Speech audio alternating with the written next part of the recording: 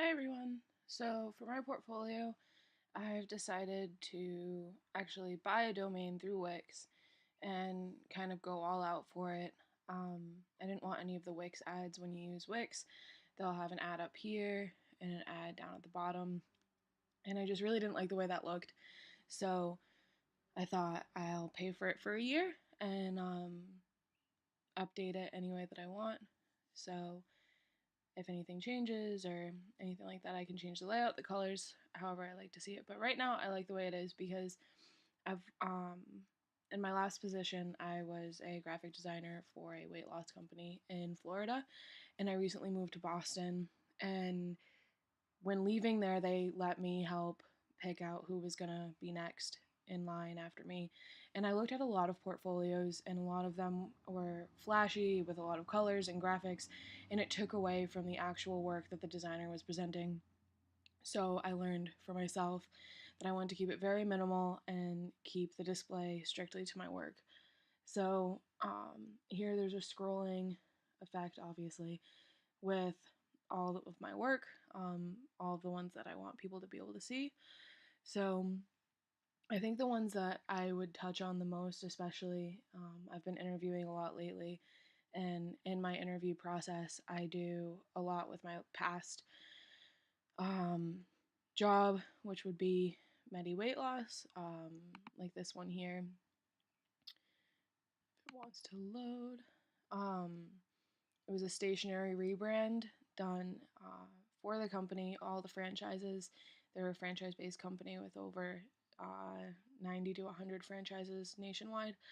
So it consisted of all new stationery letterhead and then 3 different types of business cards that are seen here.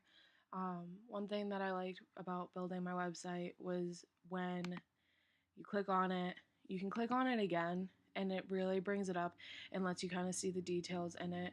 Um, that's one reason why I liked Wix, because you can keep going deeper and deeper um, into the web interface. Even though I'm not a web designer, it was very easy to set up the user flow.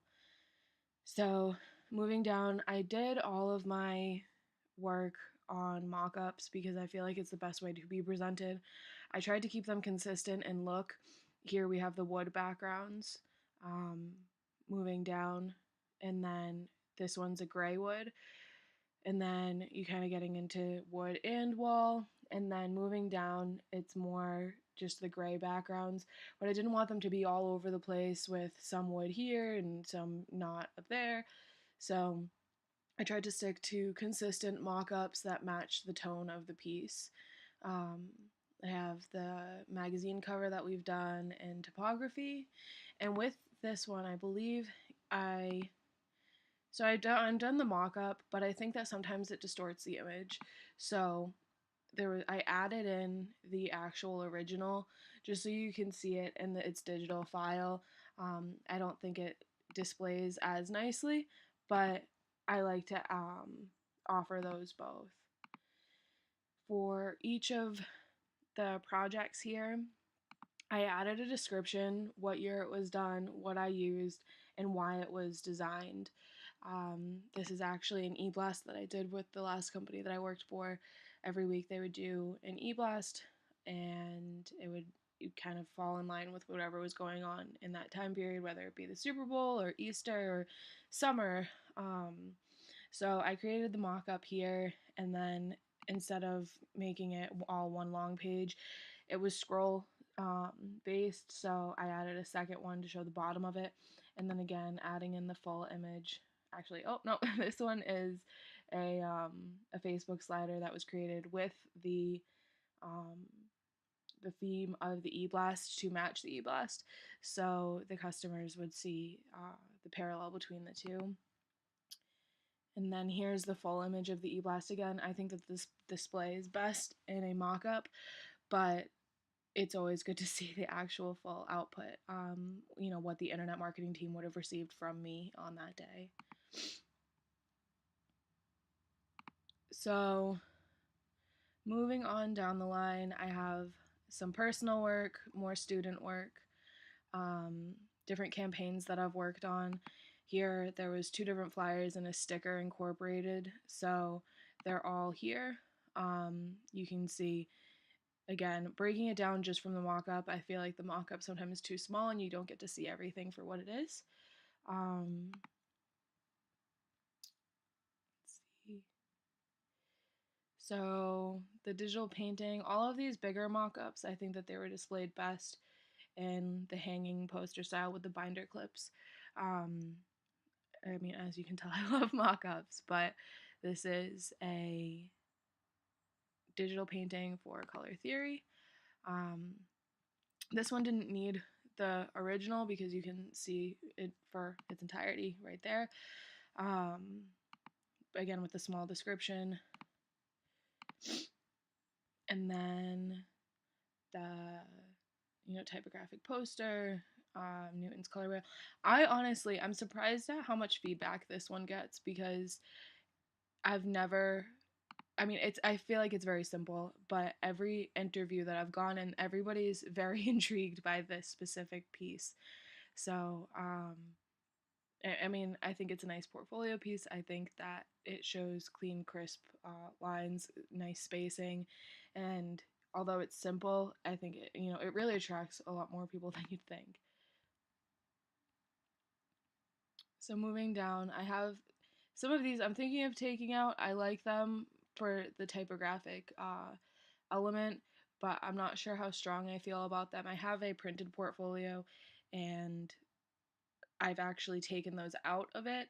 I found in a couple of my interviews that I felt like me presenting my portfolio was just taking too long because I was, passionate about so many pieces. And when I would get to those ones, I would kind of brush over them. So there were more filler pieces. So I'm thinking of taking those ones out and making this one stand out a little bit more. This was actually the first national ad campaign I did for Medi Weight Loss.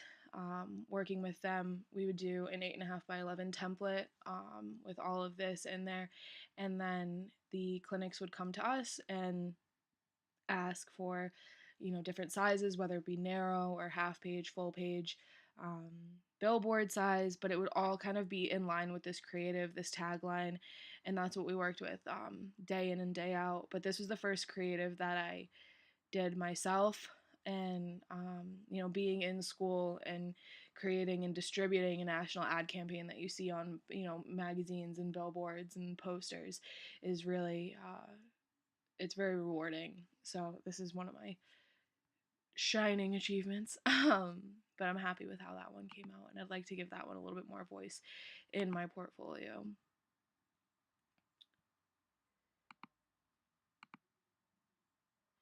So moving through my portfolio, I may or may not add my logo up here.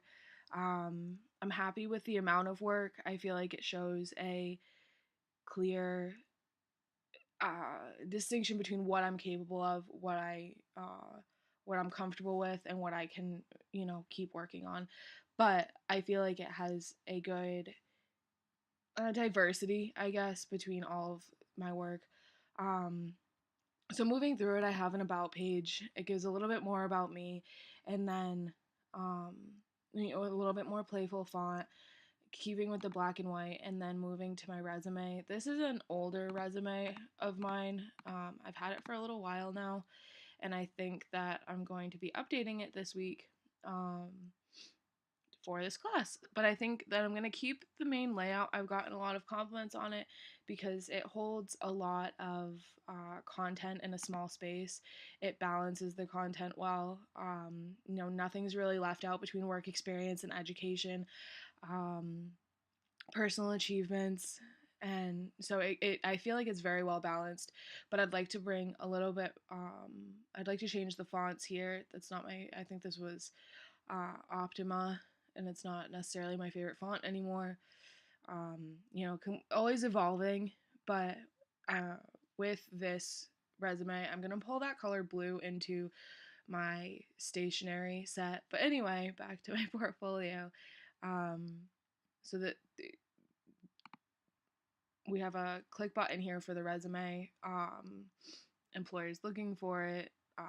Absolutely, one of the biggest things I learned in this class is that having this website is going to be very beneficial, because every single job you apply to for a graphic designer position is asking for a portfolio website. They want to see your work, obviously. They don't want to see a PDF, maybe a video reel if that's what they're looking for, but everybody wants a website. And one thing that I actually did with this website was linked it to Google Analytics to be able to see the traffic flow. So if I'd apply to a job in a specific city, I can go to Google Analytics and see if they viewed my portfolio, just to kind of see if I am getting that response from my job applications. And it's been very helpful. Wix allows that code to be added into Google Analytics, and then you can track your users, see how long they are on the site, where they drop off, where they're if they're clicking on the images or if they're just scrolling and leaving.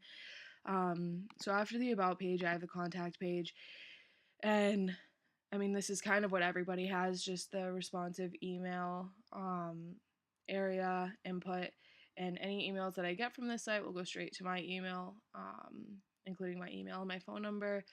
But I think that the biggest and most important part of this is the portfolio page, obviously. So with that is my portfolio. I've learned a lot in this class over time, and I'm excited to see where I can go from here. So thanks for watching.